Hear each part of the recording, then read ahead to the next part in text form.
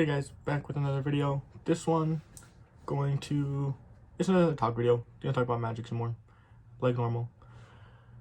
Couple announcement things or updates, whatever you want to call them. So, next few videos, there's gonna be a lot of tutorials, and I don't want this to be a tutorial channel, but I do like teaching tutorials. There's just a lot of tricks I want to teach. So, there's gonna be a period of time where there's gonna be a lot of tutorials. They're also a little easier to film. I am going to throw other things in there too, so it's not going to be just tutorials, but they're going to be a lot more than normal. But yeah, there's still going to be good tricks I use, all that stuff. So till then, we're going to get into this video now. So I saw this definition of magic that I liked the other day. Magic is the difference between an initial condition and a final condition with the impression that there is no causal link. So getting from point A to point B without them being able to see the connection from A to B. So it's like you just teleport basically from one thing to another. And they can't figure out how you got there. And I like that. Another thing I saw is it takes 1,500 to 2,000 reps for a movement to become natural or reactive. And I kind of agree with that. There's certain things that I've done for so long, like, will I change where? Oh, we'll try that again. And it changes. I've done that probably around 1,500 times because I've been doing that one for 10 years. But newer things, like, if you guys know Undertow by Dan and Dave, I still can't really do that yet. But I'm not at that 1,500 to 2,000 mark, so that makes sense. I haven't had the same amount of practice. But I just want to kind of talk about progressing in magic and just different ideas. So I kind of want to talk about that a bit. And so I saw this thing. It was talking about the more assumptions a spectator makes, the more powerful a trick is. And I'll play it real quick. It feels like the next level up here. You're doing all of your magic based on assumptions as opposed to the sleight of hand. And you get more powerful effects. So basically the more assumptions you can make someone pull, the more discrepancy you can get away with, the more powerful the effect, because there's no place to go. You just have space around the moment as opposed to a move or handling or something.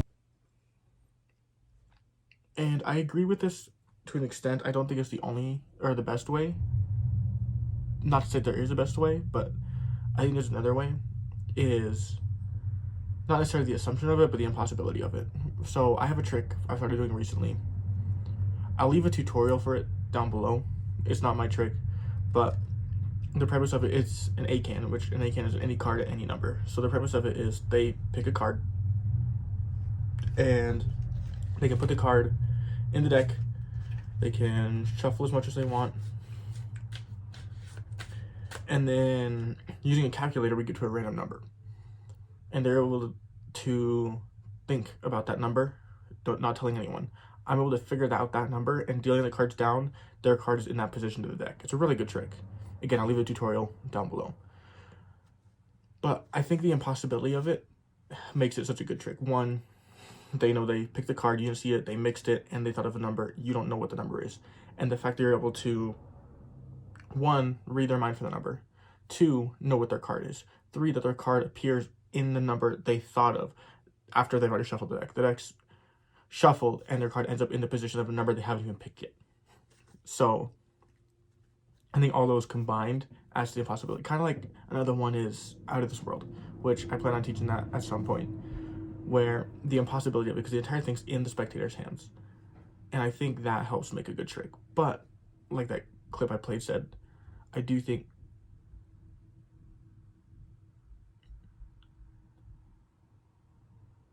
the assumptions make a good trick also. I'll play another clip if I can find it. Experiences where we make assumptions and they're just proved wrong, and it's extremely upsetting. What's interesting is the magician can use these assumptions to kind of play with your mind in a pleasurable way. Like if you pick the 7 of clubs, he could say, watch, I will make it vanish and appear in between these two cards, and this is a trick that we know and love, and then it happens, right? But there's so much more to be played with. You see, seeing that the box is empty makes you assume that what you think should come from it came from there. Seeing a card printed and a card printed makes you assume that this card is from the same deck and also printed, which it's not printed, and it's not even from the same deck. This is not even a real deck. This is just a piece of paper and plastic block. And to be honest, it's very hard to trust your eyes. But making the assumptions it adds to the trick.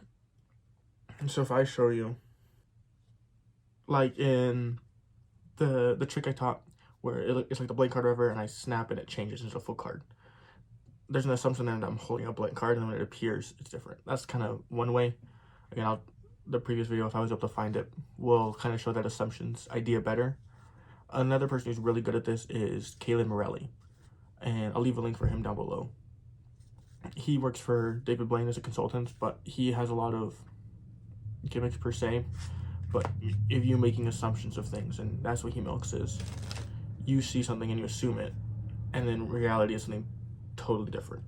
And I'll put some of his clips in here real quick.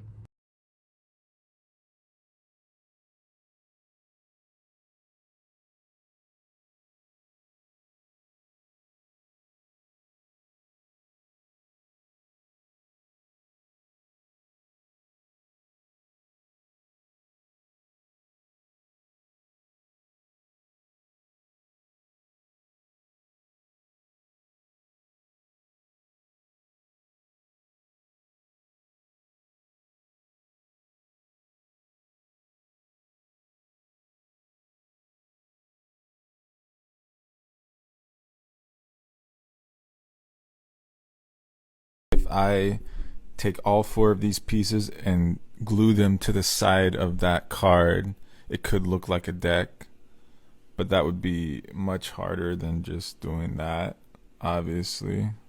So now if we're showing a deck, we're probably running like on camera with no one here, I'm gonna like say, I'm gonna flick the cards, and whatever card we cut to will be the card that we use. Then maybe a magician's gonna be like the 6 of hearts will be the torn up card, but I'm not really trying to run that. Whoa, this is weird. I could make this card look like it's torn now. That's cool. But then you're showing the prediction, which then logically makes us know that somehow the dude learned.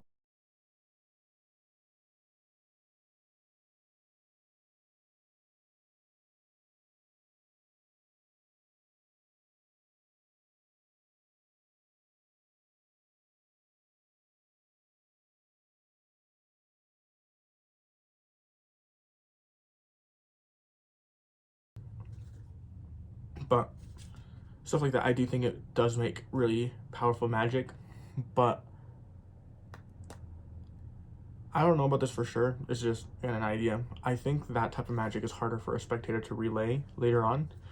Like, they remember it happened, but they can't explain it. Not in like a mystical way. Like, they can't explain the ACAAN either that I was talking about, the link's down below for.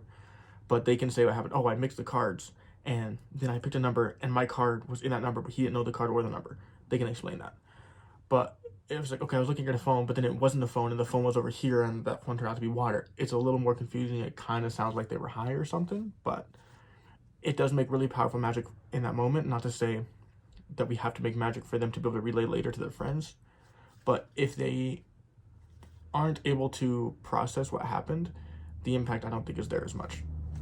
Again, I could be wrong, just an idea, but yeah. Let me know what you guys think down below. What type of magic you like? Which of the 2 I listed do you think is better? Or if there's another option, what do you think is the best type of magic? What hits the hardest? Is it hands off, hands on? Whatever. But yeah, let me know what you guys think down below. What other types of videos you want to see, and see you next time.